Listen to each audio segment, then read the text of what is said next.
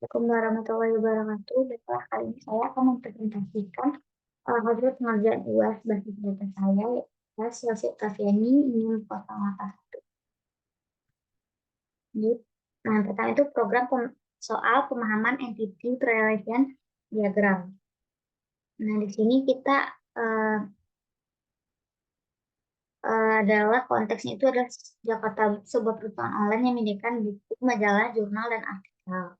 Nah, kita akan membuat sistem efisien untuk peminjaman, inventaris, anggota perpustakaan. Lanjut.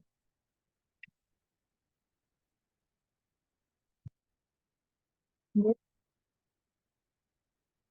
Nah, soalnya itu kita harus membuat IRD yang kompleks berdasarkan skenario yang mencakup identitas berikut, itu buku, majalah, jurnal, artikel, anggota transaksi pinjaman, cabang, dan reservasi. Dan kita harus menunjukkan atribut kunci, hubungan antarititas, kardinalitas, serta partisipasi dari setiap hubungan.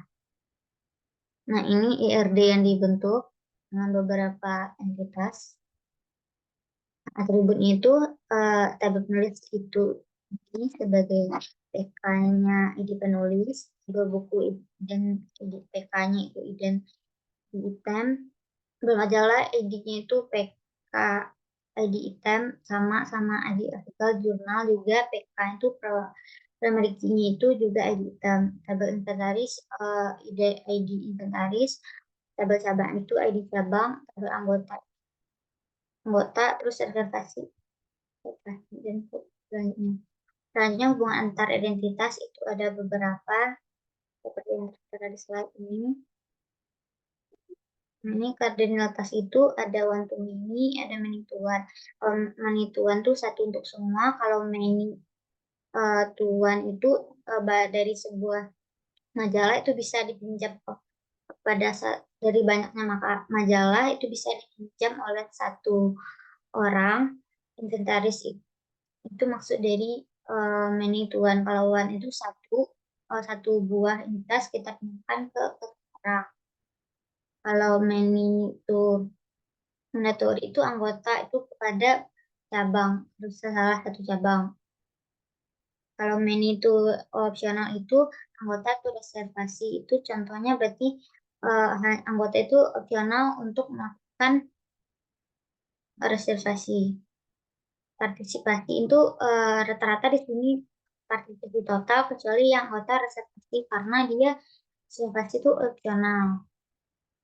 Nah, soal pemahaman normalitas. Nah, di sini tabel beberapa problem itu normalisasi data, yang kedua desain relasional, dan yang ketiga implementasi DDL pada SQL-nya.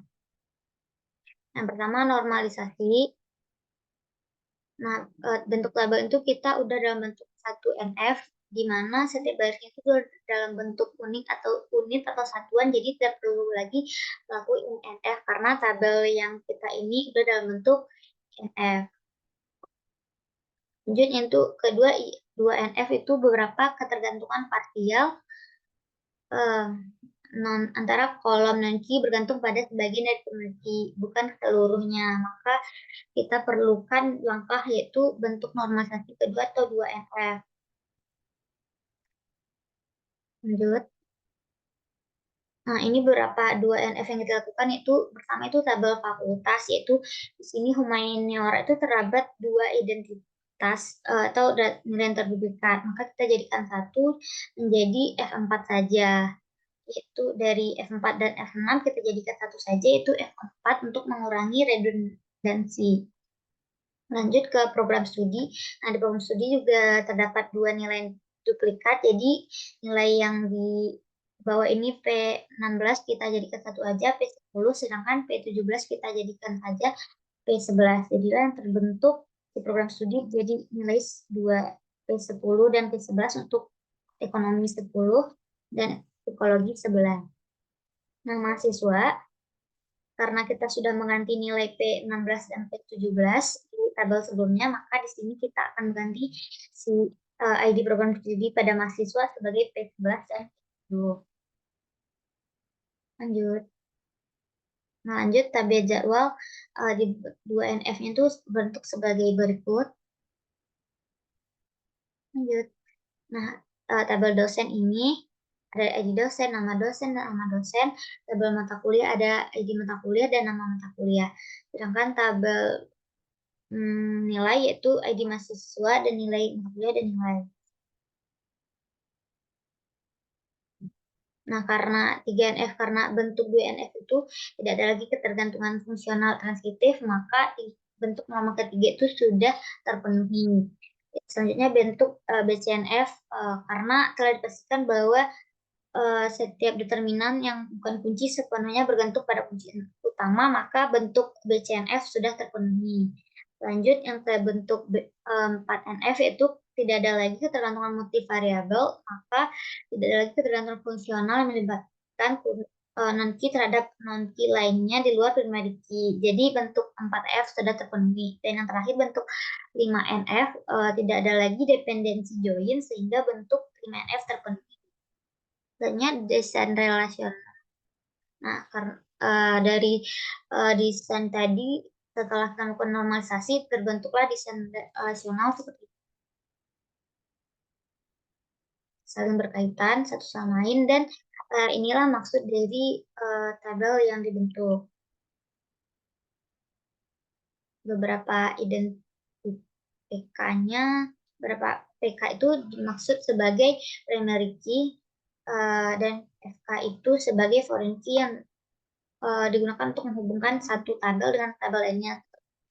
ID jadwal ini dia PK-nya itu ID mata kuliah pada tabel mata kuliah, FK-nya itu ID dosen pada tabel dosen sebagai ya.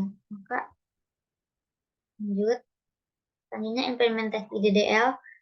Nah, dari uh, desain relasional tadi kita akan bentuk implementasi pada DDL DDL SQL. Nah, inilah beberapa uh, gimana kita membentuk bisa tabel seperti yang tadi, seperti yang ini. Nah, kita menggunakan implementasi DDL-nya sebagai ini untuk bisa membentuk tabel yang tadi. Nah, selanjutnya soal pemahaman query. Nah, karena kita sudah membentuk datanya sudah normal, terus juga sudah ada di stand relasionalnya, maka kita bisa menjawab beberapa persoalan tentang teori. Nah, yang pertama itu persoalan buat teori yang menampilkan daftar mahasiswa yang mendapatkan nilai tertinggi di mata kuliah algoritma termasuk nama siswanya, ID dosen, dan nilainya. Nah, kita akan menggunakan teori ini bisa tertera.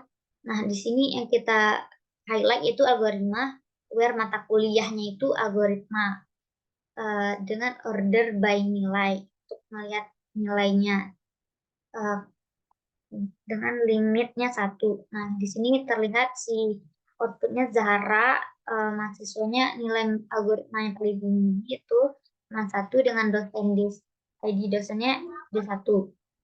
Selanjutnya itu mengidentifikasi dosen dengan jumlah pengajar mata kuliah terbanyak lintas program studi dengan menampilkan nama dosen, jumlah mata kuliah yang diajar.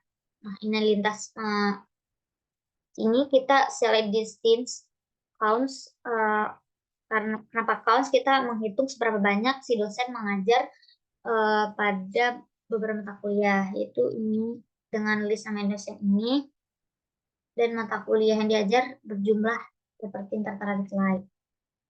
Lanjut itu soal nomor 3 yaitu membandingkan rata-rata nilai mahasiswa antara program studi dengan menampilkan nama program studi dan rata-rata nilai mahasiswa di fakultas tersebut.